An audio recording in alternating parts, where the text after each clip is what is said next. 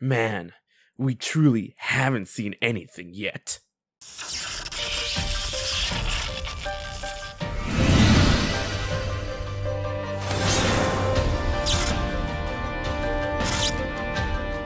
What is up, everyone? It is your boy HMK once again, and today is the day when the previews for The Legend of Zelda Tears of the Kingdom have been unleashed. If somehow you've been living under a rock, there has been a bunch of previews releasing when it comes to hands-on experiences with The Legend of Zelda Tears of the Kingdom from various regions. And if all these scattered previews don't convince you that this game is truly going to be something special, then I honestly don't know what will. This game is going to be massive, and it's going to reinvent the wheel that Breath of the Wild started. Breath of the Wild was truly the blueprint for everything that's going to come for Tears of the Kingdom. I've had a couple of colleagues and friends attend these various preview events, and I was able to discuss some cool information with them, and thankfully they allow me to use the footage they captured over at the event, which I am incredibly grateful for. There is so much to cover, but I think I'm going to break this up into multiple videos. So let's start with the most blatant. Remember, if you enjoyed the video, please like, share, and most importantly subscribe to HMK and to all those that provide the footage. Remember, if we hit 200k before the game releases, I'm going to be giving away multiple copies of the game, including a collector's edition and a Switch OLED.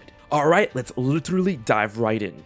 Going off multiple previews and what I've been told, this game will include dungeons, which is something that was heavily insinuated for the longest, and I feel that people can finally relax. However, with those playing this build, they each had a Nintendo handler that will watch their gameplay and was told at times, hey, you weren't supposed to be able to do that, or how about let's do something else and don't go in there. And as you can see on the map right here, there is a very large dungeon structure area. The previews also confirmed a number of other things relating to the Zonite technology. In fact, Link's hip device is indeed a Zonite charge battery storage unit, in which through unknown means of upgrading, it acts as your primary source of power when using Zonite creations, which can also be supplemented if you find Zonite generators to attach to your creations. And speaking of creations, something that I found super cool is that we finally got the confirmation of how the gacha system works in Tears of the Kingdom. You guys already know that little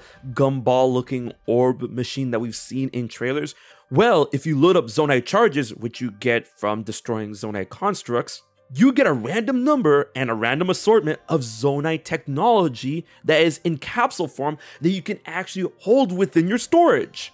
This way you could bring out things like generators, rockets, flamethrowers, and attach them to anything you're trying to build at any point in time. You don't have to look for them in the overworld. One thing that seems to be the mass consensus when it comes to all of the previews that I'm checking out is that the game takes the intuitive inventiveness from Breath of the Wild and brings it up beyond that of 11 in Tears of the Kingdom when creating these constructs and using your abilities to tackle situations and to get to certain parts of the game much more wilder ways than before, so much so that it's even surprising hardcore Breath of the Wild veterans.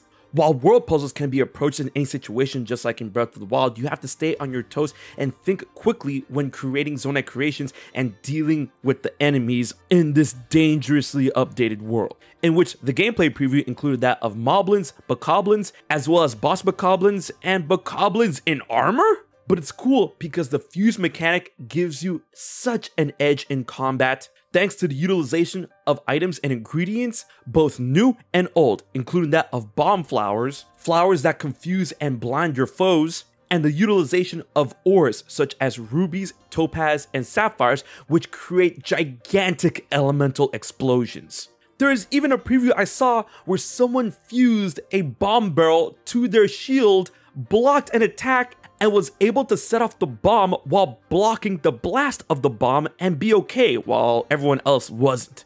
And something else that's new is that you're able to actually throw your items at enemies. Not, just drop them on the floor like in Breath of the Wild. No, if you have a bomb flower or a fire choo-choo gel, you can just straight up throw it at an enemy to give them the business. But what's really cool is the things that people have built in the previews. I've seen them build jet planes, I've seen them build hot air balloons, I've seen them build constructions that break in themselves after they launch them. This game is truly going to be that of your imagination unleashed.